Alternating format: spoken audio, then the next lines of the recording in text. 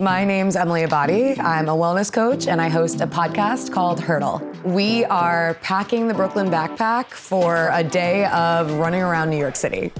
Okay, so the first thing I'm gonna grab is my Seoul Dopp Kit. It is packed to the brim. I've got all my toiletries to get ready for the day. Next thing I'm gonna bring is my Arlo Tech Organizer. Inside of this, I've got all the stuff I need to record my podcast, all the essentials. Next up, sneakers. We're heading to the gym. It's a strength day, which means lift only. It's definitely a longer day out of the house than usual. So I've got to be prepared for anything. I really love this laptop sleeve. I want to make sure that I can keep my important stuff safe.